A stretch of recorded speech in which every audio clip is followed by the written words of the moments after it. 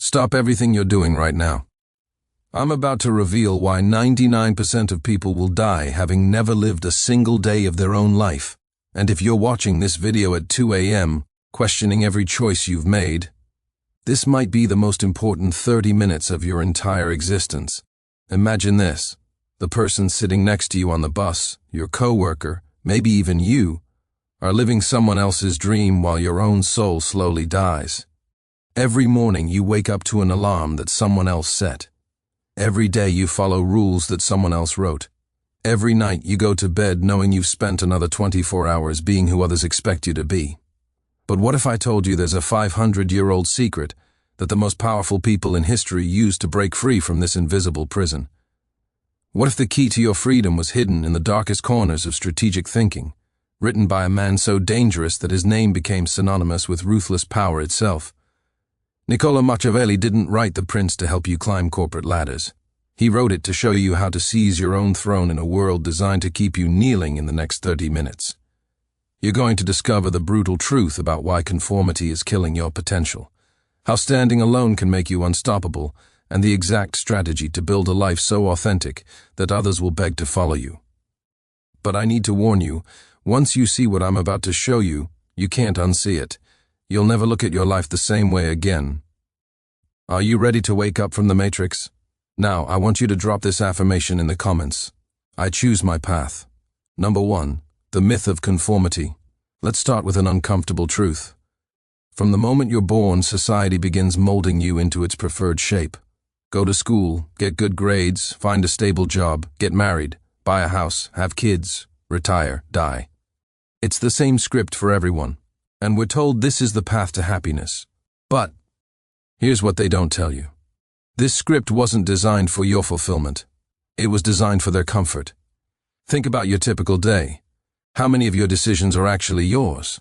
What time you wake up dictated by your job? What you wear influenced by social expectations? What you eat shaped by marketing and peer pressure? Even your dreams and aspirations have been filtered through what others consider realistic or appropriate. The modern world has created the perfect illusion of choice while systematically eliminating actual choice. We're given 1,000 different brands of the same product and told we're free, while the fundamental structure of our lives remains identical to everyone else's. This conditioning runs deeper than you think.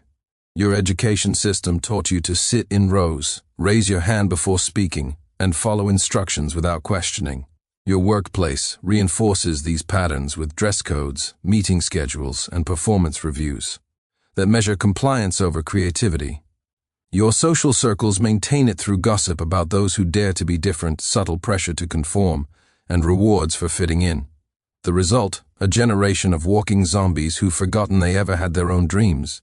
People who've become so good at being what others want them to be that they've lost touch with who they actually are underneath all the conditioning. Machiavelli once said, "The first method for estimating the intelligence of a ruler is to look at the men he has around him." But what if you're not surrounded by anyone? What if you choose to think for yourself? The reality is most people are terrified of standing alone because they've never learned to trust their own judgment. They'd rather be wrong with the crowd than right by themselves. This fear of isolation keeps millions trapped in lives they never actually chose. Consider the career path you're on right now. Did you choose it because it genuinely excited you, or because it seemed safe? Because it would impress others? Because your parents approved? Be honest with yourself. Look at your daily routines. Do you check social media first thing in the morning because you want to or because everyone else does? Do you watch the same shows? Listen to the same music? Buy the same products as your peer group? When was the last time you made a choice that was completely your own? The same applies to relationships. How many people settle for partners who meet society's checklist rather than someone who truly understands their soul? How many friendships are maintained out of obligation rather than genuine connection? How many conversations do you have where you're performing rather than being authentic? The conventional path promises security but delivers mediocrity. It promises belonging but delivers conformity. It promises success but defines success in someone else's terms. It promises happiness but delivers numbness. It promises meaning but delivers emptiness. The most tragic part. Most people never even realize they're trapped. They think their dissatisfaction comes from not having enough money, not being in the right relationship, not living in the right place. They spend their entire lives trying to optimize someone else's game instead of creating their own. True fulfillment, the kind that makes you jump out of bed every morning, exists outside these predefined boundaries.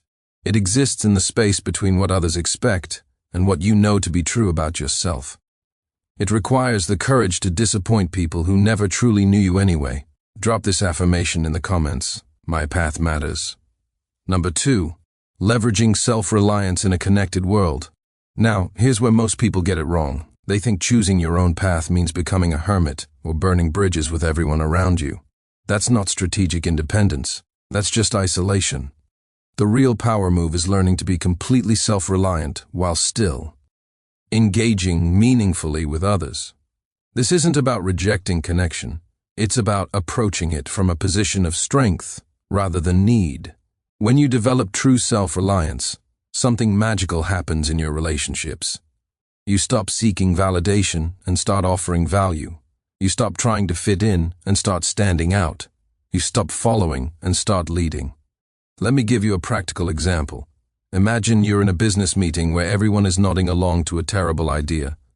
The traditional approach would be to either speak up and risk being seen as difficult, or stay quiet and maintain harmony. Both options make you reactive to the group dynamic, the self-reliant approach. You've already done your homework. You have your own analysis, your own alternatives, and your own conviction.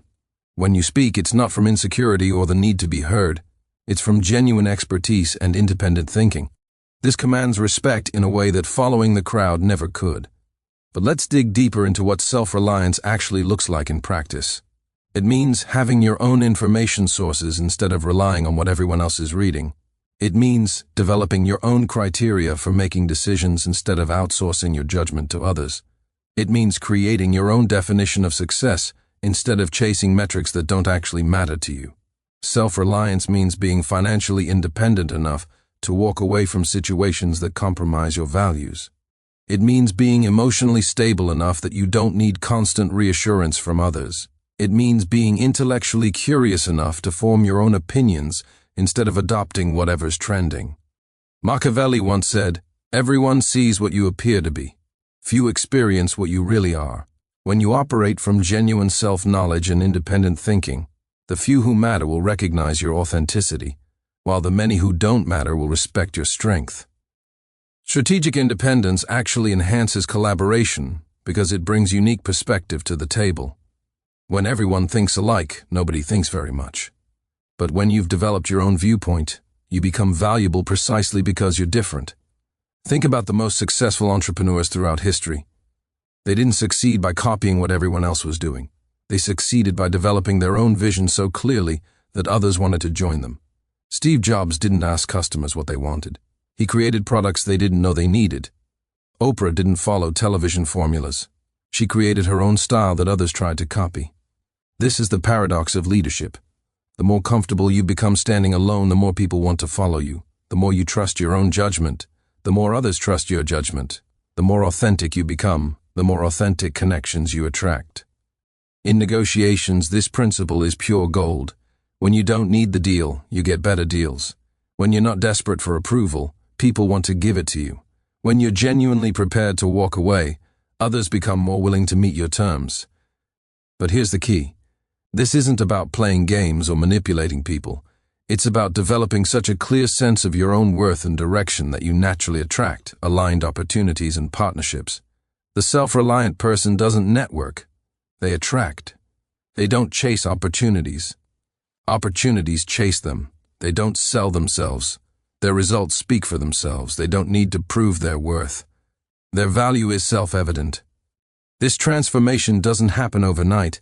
It requires consistently choosing your own judgment over popular opinion. It requires saying no to good opportunities so you can say yes to great ones.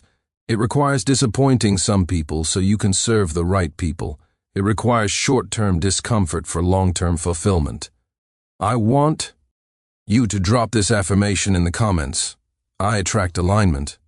Number 3, the power of calculated risk. Let's talk about risk. Most people live their entire lives trying to avoid it. But here's what they don't understand. The biggest risk is taking no risks at all.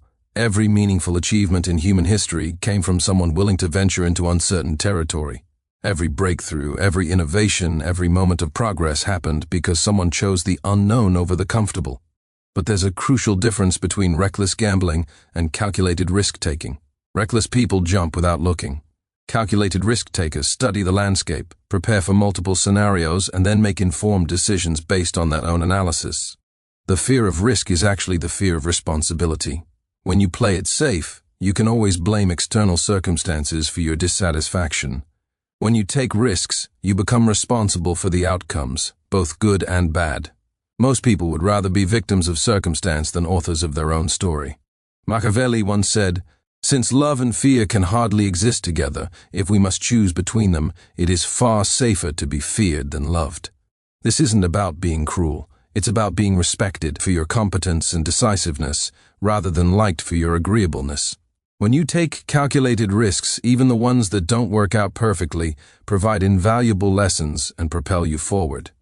Every failure becomes data, every setback becomes setup for a comeback, every mistake becomes education you can't get any other way. Think about it this way. What's the worst thing that could happen if you pursued your real dreams instead of playing it safe? Seriously, think about it. Most of the time, the worst-case scenario isn't actually that bad, especially compared to the slow death of living someone else's life. Let's examine some common fears and their reality. Fear of financial ruin, but you're already financially trapped in a system that doesn't reward your true value.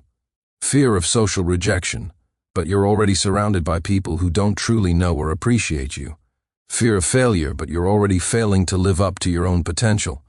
On the flip side, what's the worst thing that could happen if you don't take risks? You'll reach the end of your life having never discovered what you were truly capable of. You'll have played it so safe that you never actually lived. You'll die with your music still inside you. As they say, the Machiavellian principle of anticipating obstacles isn't about pessimism. It's about preparation.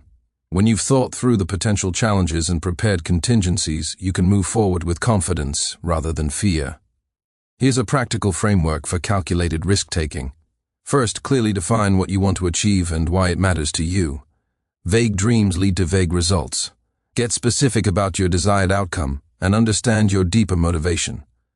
This clarity will sustain you through inevitable challenges. Second, identify the specific risks involved and their likelihood. Most fears dissolve when you examine them closely. Write down your worst-case scenarios and honestly assess how probable they are. Often you'll discover that your fears are based on imagination rather than evidence. Third, develop contingency plans. What will you do if Plan A doesn't work? What about Plan B? Having backup plans doesn't mean you expect to fail, it means you're prepared to adapt. This preparation actually makes success more likely because you can pivot quickly when circumstances change. Fourth, start small and build momentum. You don't need to bet everything on one massive risk. Take smaller calculated risks that build your confidence and competence over time. Each success creates capacity for bigger risks later. Fifth, set a timeline and success metrics. How will you know if it's working? When will you reassess? Having clear milestones prevents you from either giving up too early or persisting too long with something that isn't working. Finally, take action. Analysis without action is just procrastination in disguise. At some point, you have to stop planning and start doing. Perfect information doesn't exist and perfect timing never comes. Remember, the goal isn't to eliminate risk, it's to take smarter risks. The person who never fails is the person who never tries anything worth doing. The person who never faces uncertainty never discovers what they're truly capable of achieving. Risk is not your enemy. Mediocrity is. Uncertainty is not your problem. Complacency is. The unknown is not what you should fear. The known limitations of your current life are what should terrify you. Drop this affirmation in the comments. I embrace uncertainty. Number 4. Charting your uncharted course. Now comes the most important part, actually creating your own path. This isn't about rejecting everything society offers. It's about consciously choosing what serves your authentic vision and discarding what doesn't. The first step is brutal honesty about what you actually want, not what you think you should want. Strip away the expectations, the judgments, the fear, and the programming. What would you pursue if you knew you couldn't fail? What would you do if nobody was watching? What makes you feel most alive? This process of self-discovery is more challenging than it sounds because most of us have been conditioned to ignore our authentic desires for so long that we've forgotten what they are. You might need to go back to childhood memories to remember what genuinely excited you before the world told you to be realistic. This isn't a one-time exercise. Your authentic vision will evolve as you grow and learn. The key is staying connected to your inner compass while remaining flexible about the specific route. Machiavelli once said, "The lion cannot protect himself from traps and the fox cannot defend himself from wolves." One must therefore be a fox to recognize traps and a lion to frighten wolves. You need both cunning intelligence and bold courage to forge your own path. Here's your comprehensive roadmap. Start by conducting a personal audit. What aspects of your current life align with your authentic vision? What aspects are you maintaining out of habit, fear, or external pressure? Be ruthlessly honest. This might be uncomfortable, but it's necessary. You can't navigate toward your destination if you don't know where you currently are. Look at your daily schedule. How much of your time is spent on activities that energize you versus drain you? How much of your mental energy goes toward things you genuinely care about versus things you feel obligated to care about? How many of your relationships add value to your life versus subtract from it? Next, identify your unique combination of strengths, interests, and values. What can you do better than most people? What do you find endlessly fascinating? What principles are non-negotiable for you? Your path should leverage these elements. Your strengths aren't just your technical skills. They include your personality traits, your way of thinking, your natural talents, and your learned abilities. Your interests aren't just hobbies, they're the subjects and activities that capture your attention and energy. Your values aren't just abstract concepts, they're the principles you're willing to sacrifice for. Then begin making small but consistent moves toward your vision. You don't need to quit your job tomorrow or move to another country. Start with daily actions that align with your authentic direction. These might be as simple as spending 30 minutes each morning on a project that matters to you, or as complex as starting a side business. The key is consistency over intensity. Small daily actions compound over time into massive results. One page written each day becomes a book in a year, one small business experiment. Each month becomes expertise in entrepreneurship. One authentic conversation each week becomes a network of genuine relationships. Create your own success metrics. Society will tell you success looks like money, status, or recognition. But what does success mean to you? Define it clearly so you'll know when you're winning. Your success metrics might include freedom measures, how much control you have over your time and decisions. They might include impact measures, how much positive difference you're making in the world. They might include fulfillment measures, how often you feel energized versus drained by your activities. Build your own feedback loops.